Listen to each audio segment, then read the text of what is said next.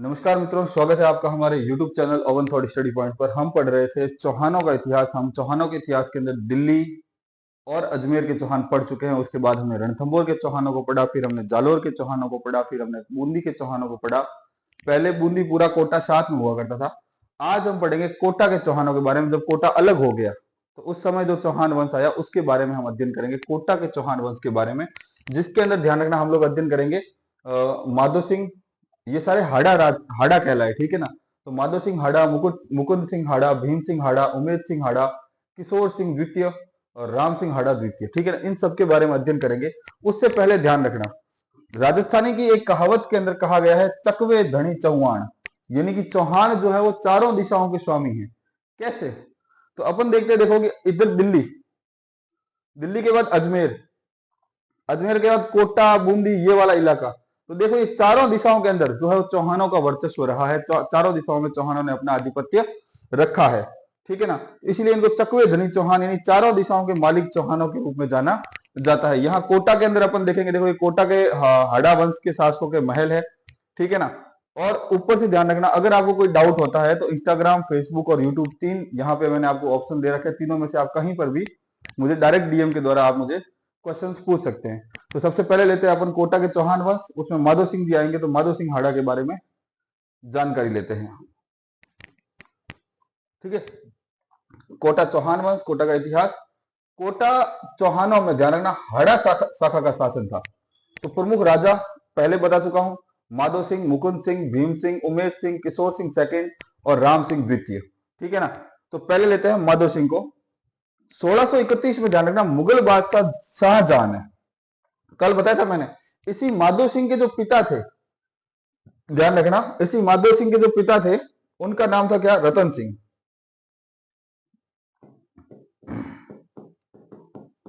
ये थे बूंदी के।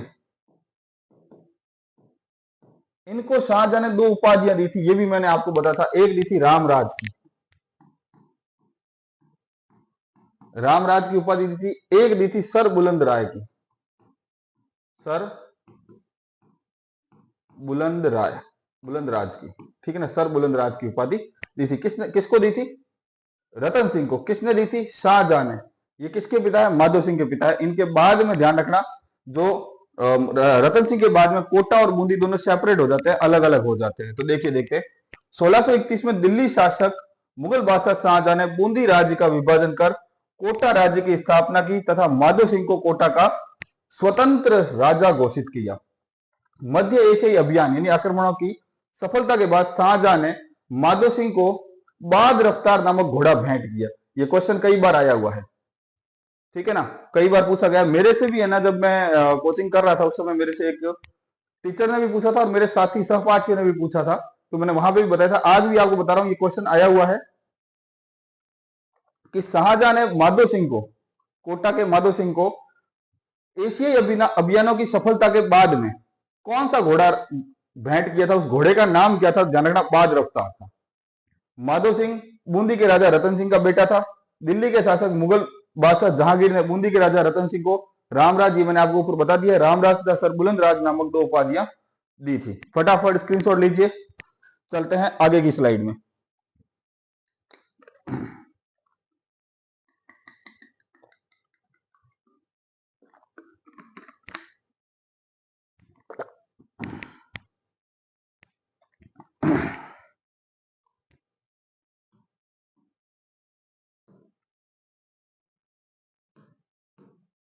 फिर सेकंड शासक आते हैं मुकुंद सिंह। ध्यान रखना, धर्मत का युद्ध हुआ था, आपको पता हो तो। अपने जोधपुर वाले शासक जिस युद्ध के अंदर वापस आ गए थे तो हाडी रानी ने किले के दरवाजे बंद कर दिए थे। तो मुकुंद सिंह भी धर्मत के युद्ध में दारा सिखों की तरफ से लड़ता हुआ मारा गया था। मुकुंद सिंह ने कोटा में अबली मिनी के महल का निर्माण करवाया था, ठीक है ना। ये भी ध्यान रखना, अबली मिनी के महल का निर्माण किसने करवाया? मुकुंद सिंह हाड़ा ने। तो यहाँ हाड़ा पीछे लगा दिया करो, आप जब नोट्स बनाओ तो आप लगा देना हाड़ा और ब्रैकेट में कर देना चौहान, ठीक है। फिर है भीम सिंह। तो ये ध्यान रखना, वल्लभ संप्रदाय का अनुयायी था। भगवान कृष्ण की भक्ति वाला जो संप्रदाय है वल्लभ संप्रदाय, उसका अनुयायी था। भीम सिंह ने खुद ने ही अपना नाम बदलकर कृष्णदास रख लिया, भगवान कृष्ण के दास के रूप में। भीम सिंह ने कोटा का नाम बदलकर नंदग्राम कर दिया। भीम सिंह ने 12 में सांवरिया जी के मंदिर का निर्माण करवाया। मुगल बादशाह फर्रुखसियर के कहने पर भीम सिंह ने बूंदी पर आक्रमण कर दिया तथा बूंदी के राजा बुद्ध सिंह को युद्ध में हरा दिया। ठीक है ना। अब बूंदी के राजा बुद्ध सिंह को हरा दिया तो बूंदी का भी ये नाम चेंज करेगा, ध्यान रखना। कौन? भीम सिंह। फटाफट स्क्रीनशॉट लीजिए। अगली स्लाइड में अपन देखते हैं कि इसने बूंदी का नाम क्या रखा। साथ ही साथ मैं जो अपना कंटेंट बनाते हैं उनका भी धन्यवाद करूंगा कि वो आपके लिए हर छोटी चीज अवेलेबल करवा रहे हैं। जो वीडियोग्राफी में सपोर्ट कर रहे हैं उनका भी धन्यवाद करूंगा कि वो इतने अच्छे वीडियो बनवाकर सारी की सारी फैसिलिटी आप तक पहुंचवा रहे हैं। इसी के साथ आप भी उनकी मेहनत को देखते हुए चैनल को लाइक, कमेंट, शेयर, सब्सक्राइब करते रहिए और आगे बढ़ाते रहिए। बाद में ध्यान रखना, भीम सिंह ने बूंदी का भी नाम चेंज कर दिया। ठीक है ना। बूंदी का नाम चेंज करके उसने बूंदी का नाम क्या रखता है, देखो। भीम सिंह ने बूंदी का नाम चेंज करके फर्रुखाबाद रखा। ठीक है ना। फर्रुखसियर के कहने पर बूंदी का नाम चेंज किया था, इसलिए इसका नाम फर्रुखाबाद रख दिया। भीम सिंह ने बूंदी के किले में 2 तोपें थी, ध्यान रखना। एक का नाम था धूलधानी। धूलधानी का अर्थ क्या है? अगर ये तोप जिसके ऊपर चलेगी उसको मिट्टी के अंदर जैसा मिट्टी होती है वैसी मिट्टी बना देगी, इसलिए तोप का नाम ही क्या था? धूलधानी। और एक था कड़क बिजली। ये जब तोप चलती थी तो बिजली के समान गर्जना होती थी, आवाज निकलती थी, इसलिए इसका नाम कड़क बिजली रखा गया था। नामक 2 तोपों का उठाकर अपने साथ कहां लेके आ गया? कोटा लेके आ गया और कोटा किले में इन दोनों तोपों को स्थापित किया। फर्रुखसियर, ध्यान रखना, बूंदी को जीत के फर्रुखाबाद नाम रखा तो फर्रुखसियर बहुत ज्यादा इससे खुश हुआ और फर्रुखसियर ने इसको इसी खुशी के अंदर भीम सिंह को शेरगढ़ का किला दे दिया। भीम सिंह ने शेरगढ़ किले का नाम बदलकर बरसाना रख दिया। कोटा का नाम इसने रखा नंदग्राम और शेरगढ़ किले का नाम इसने रख दिया क्या? बरसाना। शेरगढ़ किला कहां पर है? बारा के अंदर स्थित है, ध्यान रखना। ठीक है ना। बारा वाले शेरगढ़ किले को इसने जब फर्रुखसियर ने इसको बारा का शेरगढ़ किला दिया तो इसने शेरगढ़ किले का नाम शेरगढ़ हटाकर बरसाना कर दिया। ठीक है। फटाफट स्क्रीनशॉट लीजिए। चलते हैं आगे की तरफ। भीम सिंह के बारे में ध्यान रखना, वल्लभ संप्रदाय से बहुत ज्यादा प्रभावित था, भगवान कृष्ण की भक्ति में बहुत ज्यादा तन्मय लीन था। अपने कोटा का नाम चेंज करके ये करता है नंदग्राम, और शेरगढ़ किला जब इसे भेंट स्वरूप मिलता है तो उस किले का भी नाम बदलकर ये कर देता है बरसाना। और शेरगढ़ किला मुख्य रूप से कहां स्थित है? बारा के अंदर स्थित है, बारा जिले के अंदर। चलते हैं आगे।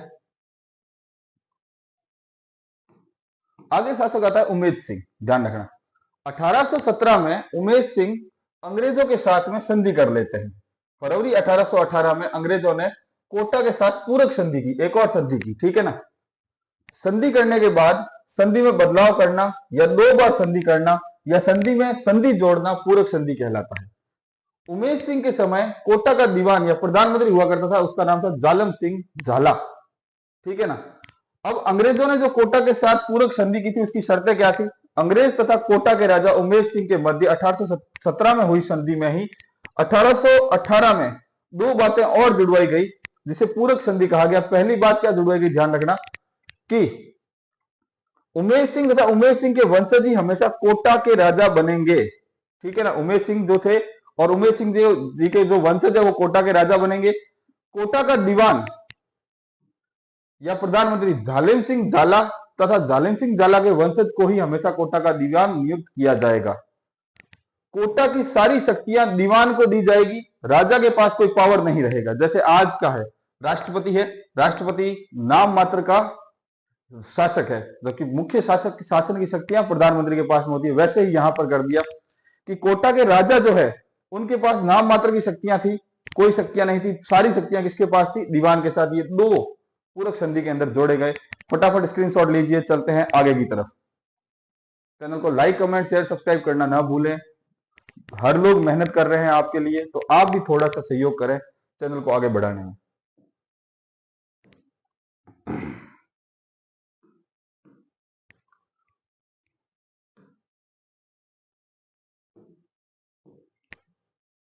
फिर आते हैं, ध्यान रखना, किशोर सिंह सेकंड। ज्यादा इनके बारे में ध्यान रखना कि कोटा के राजा थे।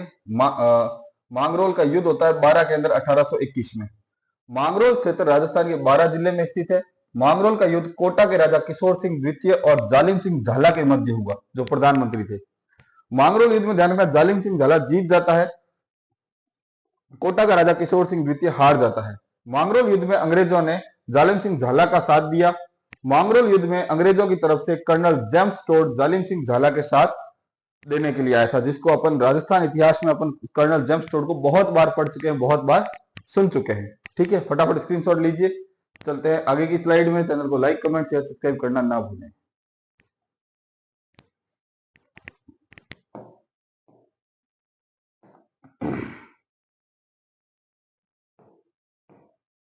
आगे शासक आते हैं, ध्यान रखना, राम सिंह सेकंड।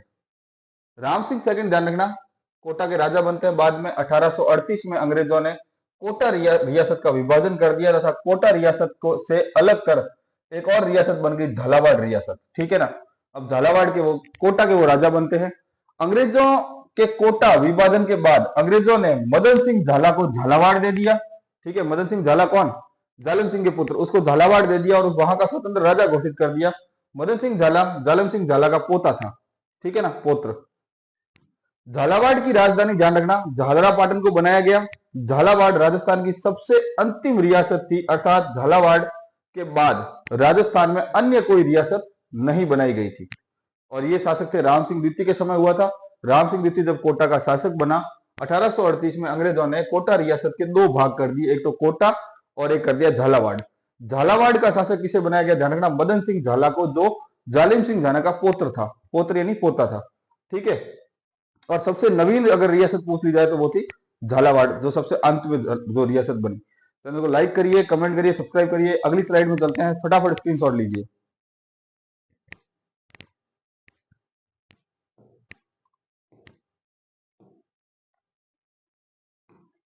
झालरापाटन, देखो, वर्तमान झालरापाटन राजस्थान के झालावाड़ जिले में स्थित शहर है। झालरापाटन शहर चंद्रभागा नदी के किनारे बसा हुआ है। झालरापाटन को घंटियों का शहर भी कहा जाता है, ये करंट के अंदर आप याद रखना। हाड़ौती क्षेत्र, राजस्थान में बूंदी तथा कोटा में चौहानों की हाड़ा शाखा का शासन था। इस कारण बूंदी तथा कोटा क्षेत्र को हाड़ौती क्षेत्र कहा गया या हाड़ौती क्षेत्र कहा जाता है। ठीक है, फटाफट स्क्रीनशॉट लीजिए। चलते हैं मुख्य पेज की तरफ कि आज हमने कौन कौन सी चीजों के बारे में अध्ययन किया है।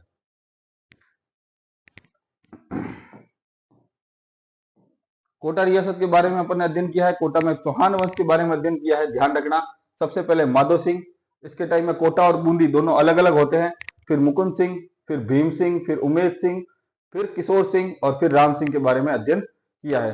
किशोर सिंह सेकंड के टाइम में, ध्यान रखना, सॉरी, राम सिंह सेकंड के टाइम में कोटा को विभाजित कर दिया जाता है, कोटा और झालावाड़ के रूप में। ठीक है ना। राजस्थान इतिहास के अंदर अपन ने चौहान वंश पढ़ा है। कहां के चौहान? कोटा के चौहान, जिनको हड़ा चौहानों के नाम से जाना जाता है। ठीक है। और कोटा व बूंदी दोनों हाड़ा चौहानों की रियासत थी, इसलिए इनको क्या कहा गया? हाड़ौती। ठीक है।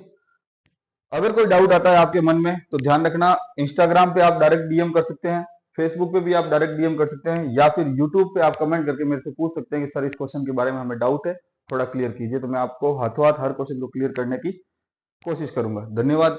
स्वस्थ रहिए, मस्त रहिए, घर पे रहिए, नोट्स बनाते रहिए, चैनल को लाइक, कमेंट और सब्सक्राइब करते रहिए।